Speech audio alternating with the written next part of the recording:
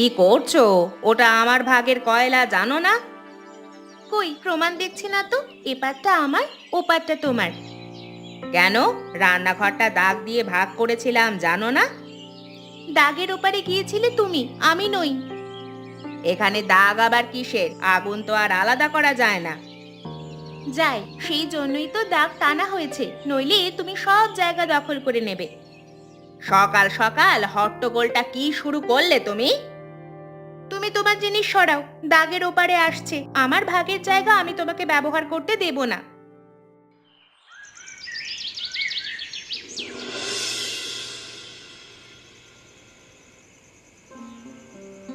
বাবা, বাবা খিদে পেয়েছে। জানি রে খোকা, জানি। রান্না হচ্ছে, একটু অপেক্ষা কর।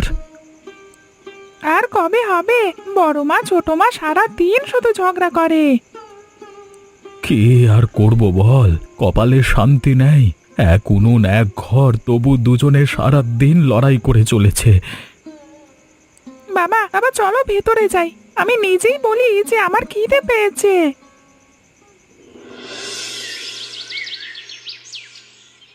আমার ভাগটা কখন রাঁধবো?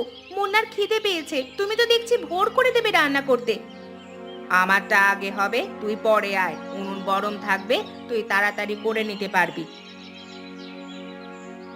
ও মা, তুই আমার আগুন নেভাচ্ছিস কেন? কি করছিস? আগুন কি তোর বাবার সম্পত্তি? আগুনেরও কি জাত নাম ঠিকানা আছে নাকি? আমার হুঁ, আমার ইচ্ছে, আমার যা খুশি আমি তাই করব। আরে তোমরা লাউ রাঁধছো না ধোঁয়া ওড়াচ্ছ? এই ধোঁয়ায় তো গ্রাম অন্ধকার হয়ে গেল। বলি, খাবার খাবো নাকি ধোঁয়া খাবো তোমাদের?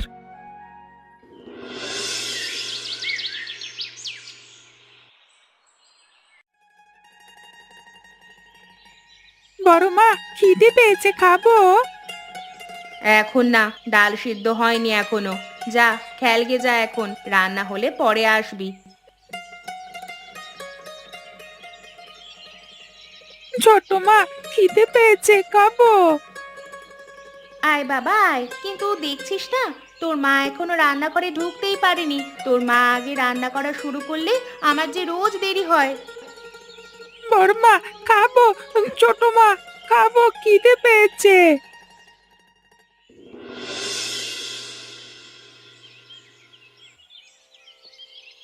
কি রে মোহন, এত সকাল সকাল এত পরিশ্রম করছিস কেন? শরীর তো আর তোর লোহার না, একটু বিশ্রাম কর। কি করব কাকা, ঘরে দুই বউয়ের দুই জোড়া হাত আছে আমার, কিন্তু শান্তি কোথায়? তাদের তো আলাদা আলাদা চুলো চাই, একসাথে করতে পারে না তারা। বাধ্য হয়ে আমার এই এক জোড়া হাত দিয়েই তো সব জোগাড় করতে হয়। বুঝেছি। সেই একই গল্প সব সংসারে। উনুনের মাঝে দাগ কেটে রাখবি, কাজ দেবে, নিজেরা নিজেদের ভাগে রান্না করবে। কাজ আবার কিসের? রোজ রোজ নতুন নাটক দেখি ওদের। কালকে দেখলাম লাউ ভাগ করতে গিয়ে প্রায় নিজেদেরই কাটাছেঁড়া করে ফেলতো। আমি বললাম, ধোঁয়ায় গ্রাম অন্ধকার হয়ে যাচ্ছে তো। ওরা কিন্তু নিজেদের ঝগড়ায় এত ব্যস্ত যে আমার কথা শুনলই না। ও হো হো হো হো হো, তাহলে তো অবস্থা খুব খারাপ। কিন্তু শুনেছ তো মোহন, পুরনো কথায় আছে, এক উনুনে দুই বউ, দুই সতীনের ভাগের হাড়ি। ওদের নিজেদের মধ্যে ভাগাভাগি শেখাও, তবেই মেলামেশা বাড়বে, বুঝলে? কিন্তু তুমি যা বলছো বুঝতে পারছি, ওরা তো এক চামচ লবণও ভাগ করে না, কি দিয়ে ভাগাভাগি শেখাবো ওদের? সময় আসবে যখন নিজেই শিখে যাবে। যখন সত্যি বিপদ আসবে তখন সব ভাগ করবে, দেখবি, চিন্তা করিস না।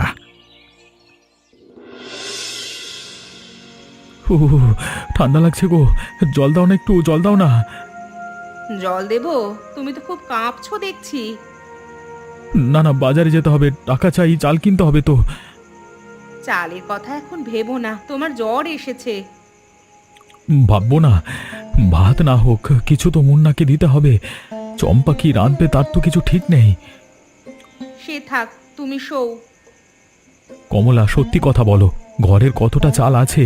টিনের ভাঁড়ে তলানিতে কিছু পড়ে আছে? তুমি শান্ত হও, চাল আমার সঞ্চয়ে আছে। তো তোমার আছে কোথায়? শোও বলছি, আমি লুকিয়ে রেখেছিলাম। ভেবেছিলাম কোনো একদিন খুব দরকার পড়বে, তখন বার করব। খুব দরকার, হ্যাঁ। আজই তো সেই দিন এসেছে রে, কিন্তু আজকে এক মুঠো চাল তিনজনের হবে কি করে? হবে, আমি রাঁধবো, তুমি চম্পাকে কিচ্ছু বলো না, আজ আমি রাঁধবো। না, চম্পা তো জেদ ধরবে। উহ, ধরবে ধরুক, আজ আমি ওকে করতে দেব না। আমার চাল আমি রাঁধবো, তুমি ঘুমাও তো।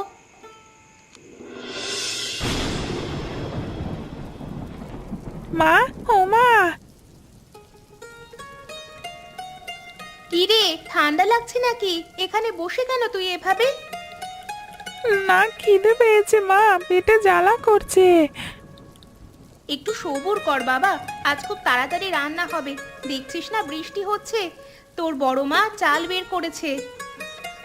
কিন্তু বড় মা বললো তার রান্না সে করবে, তুমি রাঁধবে না। কে বললে আমি রাঁধবো না? তুই আমার ছেলে, তোর জন্য আমি রাঁধবো। কখন রাঁধবে মা? এখনই? এখনই এখনই, তুই শুধু একটু বসে থাক, দেখে আসি উনুন জ্বালানো যায় কিনা এই অবস্থাতে। কিন্তু বৃষ্টিতে সব ভিজে যাচ্ছে, কাঠ ভিজে গেলে আগুন জ্বলবে না গো। ভিজে নি, তোর মা রেখেছে একটা শুকনো জায়গায়, তুই কোনো চিন্তা করিস না। আমি তোমার সঙ্গে যাব। না বাবা, সেখানে ঠান্ডা লাগবে, তুই এখানেই বস, আমি ডাক দিলে তবে আসিস। না মা, আমি তোমার সঙ্গে রান্না করে যাব, আমি তোমাকে সাহায্য করব। করবি করবি, কিন্তু আজ না, আজ তোর মা একলা কাজ করবে, তুই আরাম করে বস। তাহলে ভাত কবে হবে মা, সত্যি বলো। খুব তাড়াতাড়ি, তোর বাবাকে ওষুধ দিতে হবে, তোকেও খাওয়াতে হবে, কথা দিলাম এখনই রাঁধছি। দাও, হাঁড়িটা দাও, আমি ধুয়ে রান্না করব। না, আমি বলেছি আজ আমি রাঁধবো। কেন? আমার ছেলে খিদে মরছে, ও আমাকে জিজ্ঞেস করছে, আমি কথা দিয়েছি তাকে। আমি দিইনি, ও আমারও ছেলে, আর এই চাল আমার, আমি রাঁধবো। তোর চাল? আমরা সবাই এক ঘরে থাকি, তুই লুকিয়ে রেখেছিলি, সেটা অন্যায়, এখন দে আমায়। অন্যায় না রাখতাম যদি, আজ সবাই উপোস করতো, সেটাই কি ভালো হতো? আমি রাঁধবো। তুই রাঁধতে জানিসও না ভালো, তোর হাতের রান্না মুন্না খায় না। কি বললি? ও প্রতিদিন আমার হাতের রান্না খায় না? মিছে কথা। সত্যি কথা, ও শুধু আমার হাতের রান্না ভালোবাসে, দে হাঁড়িটা। হবে না, আজ তুই সরে দাঁড়া, উনুন আমায় একা জ্বালাতে দে। সরে দাঁড়াবো? এটা আমারও রান্নাঘর, আমি আমার দিক জ্বালাবো। তাহলে তোর দিকে জ্বালা, আমার দিকে আমি রাঁধবো। কিন্তু হাঁড়ি তো একটাই, ওটা দে। হাঁড়ি এখন আমার হাতে, তুই যা। আমি নেব। ছাড় ছাড় বলছি। তুই আগে ছাড়, এটা আমারও অধিকার আছে। অধিকার? লুকিয়ে রাখা চালের যখন কথা হলো তখন অধিকার দেখাচ্ছিস? এখন রাতবার সময়, দে ছাড়। হবে না, মুন্না অপেক্ষা করছে।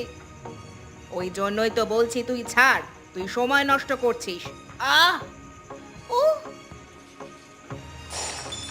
যা। ওরে না, এটা হতে পারে না। ফাটল হয়েছে যে, বড় ফাটল। এখন কি করব? এটা তো একটু জল দিলেই পড়ে যাবে। আর শুধু জলই পড়বে না, আগুনও নিভে যাবে। আর বড় হাঁড়ি যে নেই। নেই, কাল বড়টা ফাটলে ছোটটা বাজারে বেচে এসেছি, মনে নেই? অর্থাৎ ঘরে আর কোনো বড় পাত্র নেই, শুধু এই ফাটা হাঁড়িটাই আছে। তাহলে আজ রান্নাই হবে না, মুন্না আর আমাদের মানুষটা খাবে কি? তোরই তো দোষ, ছাড়লি না কেন? আমার দোষ? তুই টান দিলি কেন? আমি ঠিক করে ধরেছিলাম। তুই তো শুরু করলি সব, লুকিয়ে চাল দেখে এখন নাটক। লুকিয়ে না রাখলে আজ কি হতো বল? এখন কি করব দিদি? মুন্না, কি করছিস বাবা? বাবা, বাবা জল খাবে? না না, ওদিকে রান্না হচ্ছে, কেমন একটা আওয়াজ পেলাম যেন। জানি না, মার কাকিমা চিৎকার করছিল, এখন তো চুপ করে গেছে। চুপ মানে? ঝগড়া থেমে গেছে? থেমেছে মনে হয়। করবে না, আজকে করবে না। আজকে অবস্থা অন্যরকম মনে হচ্ছে। ওরা রাঁধবেই, তুই বিশ্বাস কর। যদি উঠতে পারতাম একটু। আহ, আহ, আহ। আর দেরি করা যাবে না, মুন্না কাঁদছে। আর কি করতে পারি, হাঁড়ি তো একেবারে ব্যবহারেরই অযোগ্য হয়ে গেল। অযোগ্য নয়, চেষ্টা করলে কিছু একটা ব্যবস্থা করা যেতে পারে। চেষ্টা? কি চেষ্টা? আগুনের ওপর বসালে ফাটল ধরে জল পড়বে, আগুন যে নিভে যাবে। তাহলে যাতে জল না পড়ে সেভাবে বসাতে হবে। সেটা কিভাবে সম্ভব? হাঁড়িটা তো গোল, ফাটলটা তলায়, আগুনের ওপর তো সোজা বসাতেই হবে। না, সোজা বসাবো না। কি বলছো? মানে? ফাটলটা যদি চেপে ধরা যায়, যতক্ষণ রান্না হচ্ছে ততক্ষণ কেউ একজন হাত দিয়ে ফাটলটা চেপে ধরলে আর জল পড়বে না। চেপে ধরবে? গরম হাঁড়ি, আগুনের সামনে হাত পুড়ে যাবে তো। হাত পুড়বে জানি, কিন্তু মুন্নার ক্ষুধা আর অসুস্থ মানুষটার পথ্যের চেয়ে একটা হাতের পোড়ার কষ্ট কি আর বেশি হবে? তুই পারবি একা? চেষ্টা করব। তুই চাল ধুয়ে দে আর জল ভরে দে হাঁড়িতে, আমি প্রস্তুত হই। আহ আহ উফ, বাবা গো, বাবা! আহ! বড় মা, ভাত হলো? হবে বাবা, হবে, একটু পরেই হবে। তুই বাবার কাছে যা, এখানে এসো না তুমি। কিন্তু তোমার কিছু হয়েছে? কিচ্ছু হয়নি, গরম লাগছে, একটু রান্না করতে গিয়ে গরম তো লাগেই। তুমি যাও, এক্ষুনি ডাক দেব, রান্না হয়ে যাবে এক্ষুনি। পুড়ে যাক হাত, কিন্তু মুন্নার মুখে আজ ভাত তুলে দেবই।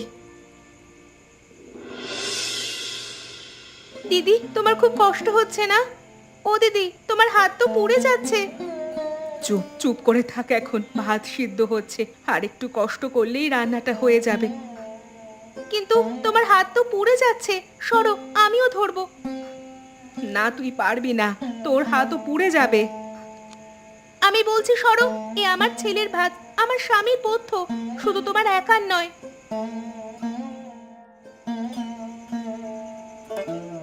দেখো, আমি এটা ব্যবহার করব। তুমি যেদিক ধরেছো আমি উল্টো দিকটা ধরবো, আমরা দুইজন মিলে চেপে ধরবো, ফাটল দুই দিক থেকে বন্ধ থাকবে। তোর হাত পুড়ে যাবে কাঁথা দিয়ে ধরলেও। আমার হাতের কথা ভাবিস না, আমি আজ অনেক ভুল করেছি, এটুকু প্রায়শ্চিত্ত আমায় করতে দে। আর কতক্ষণ মনে হয়? এখনো কিছুক্ষণ, না হলে ভাত কাঁচা থাকবে। চম্পা, চম্পা, ভয় পাসনি, আমরা দুজনে আছি। এভাবেই দুজনে মিলে যদি সব সংসারের আগুন উত্তাপ মেনে নিই, তাহলে আমাদের সংসারটা সুখে চালাতে পারবো। হ্যাঁ, ঠিক তাই। ভাতের গন্ধ পাচ্ছিস? হ্যাঁ, রান্না প্রায় শেষ। বাবা, বাবা, ভাতের গন্ধ আসছে। সত্যি? তুই নিশ্চিত? শুধু ধোঁয়া নয়, তার মানে রান্না হয়েছে? রান্না হয়েছে মনে হয়। যাই হোক, যা দৌড়ে দেখে আয় ভালো করে, কিন্তু দরজার বাইরে থেকে দেখবি, ভেতরে যাসনে যেন। চম্পা জল শুকিয়েছে। হ্যাঁ চলো, আগুন থেকে নামাও। আয় বাবা আয়, ভাত হয়েছে, খাবি আয়। এটা তো ফাটা হাঁড়ি মা। হ্যাঁ বাবা, আজ এই হাঁড়িতেই রান্না হয়েছে। মা, এত ভালো ভাত, এতদিনে আমি এত ভালো ভাত খাইনি, খুব সুন্দর হয়েছে। সত্যি? ও, তোমার ওই হাতে ওটা কি হয়েছে কমলা? কিছু না, সামান্য গরম লেগেছে। খাও, এটা ফ্যান ভাত, জ্বরের জন্য খুব ভালো। কিছু না, ওই জড়ানো কাপড়ের ভেতর থেকে পোড়া দাগ দেখা যাচ্ছে যেন। বলো কি হয়েছে? পরে বলবো, আগে খাও তুমি, তুমি এখন দুর্বল। মুন্না খেয়েছে? হ্যাঁ, পেট ভরে খেয়েছে, খুব পছন্দ করেছে ওর আজ রান্না। বলেছে দুজনের হাতের স্বাদও একসাথে পেয়েছে। দুজনের হাতের? অর্থাৎ তুমি আর চম্পা একসাথে রান্না করেছো? হ্যাঁ, একসাথে। কিন্তু আমি শুনলাম হাঁড়িটা ফেটে গিয়েছিল। আমরা চেপে ধরেছিলাম হাঁড়ির ফাটা জায়গাটা, দুইজন দুই দিক থেকে, যতক্ষণ না রান্না শেষ হয়েছে। চেপে ধরেছো? গরম হাঁড়ি আগুনের মধ্যে? চম্পাও ধরেছে, তার হাতও পুড়েছে, কিন্তু ভাত হয়েছে ভালো আজ। এ কি দৃশ্য দেখছি! এ স্বপ্ন দেখছি নাকি আমি? দুজনে বসে গল্প মারছে, মানে গল্প করছে, তাও আবার রান্নাঘরে। এ সত্যি মিলন হয়ে গেল নাকি? কালকে সকালে একবার আসতে হচ্ছে তো এখানে। মোহন, মোহন রে, এই শুনলাম তোদের হাঁড়ি ফেটে গেছিল, সত্যি নাকি? হ্যাঁ কাকা, সত্যি কালকে রাতে ফেটে গিয়েছিল। তাহলে রান্না হলো কিসে? আমি তো গত রাতে একটু আগুন নিতে এসেছিলাম, দেখি উনুনের পাশে তোর দুই বউ, তারা একসাথে গল্প করতে করতে ঘুমিয়ে পড়ল, আর মাঝখানে সেই হাঁড়ি। হাঁড়ি ফেটেছে তো কি হবে কাকা, কিন্তু তারা রান্না করছে। কিভাবে? তারা চেপে ধরেছে হাত দিয়ে। চেপে ধরেছে? কি চেপে ধরেছে? ফাটল, দুদিক থেকে দুজন হাত দিয়ে ফাটল চেপে ধরে রেখেছে, যতক্ষণ না ভাত সিদ্ধ হচ্ছে। বাপরে, গরম হাঁড়ি আগুনের সামনে চেপে ধরলো। হ্যাঁ, তাদের হাত পুড়েছে, দেখতে পারো গিয়ে, এখনো বাঁধা আছে। এটা কিন্তু আমিও ভাবতে পারিনি। যাই হোক, তোকে বলেছিলাম না, সঠিক সময় আসলে মিলন ঠিক হবে। দেখলি তো? তাহলে ঘরে আজকে শান্তি। আজকে সকালে কোনো চিৎকার শুনছো না তো? শান্তি অবশেষে এলো। সত্যি? তাহলে অবশেষে ঝগড়া শেষ। বুঝলাম, কিন্তু মোহন, এই হাঁড়িটার এখন কি হবে? ফাটা তো আর ব্যবহার করা যাবে না। যাই হোক, কিন্তু এই হাঁড়িটাই এখন আমাদের সবচেয়ে মূল্যবান জিনিস। কি? ফাটা মাটির হাঁড়ি? হ্যাঁ কাকা, এই ফাটা হাঁড়িটাই আমাদের সংসারে শান্তি বয়ে এনেছে। তাহলে তো হয়েই গেল, দুই সতীনের ভাগের হাঁড়ি। এখন সুখের ঘর সংসার কর, আমি চললাম।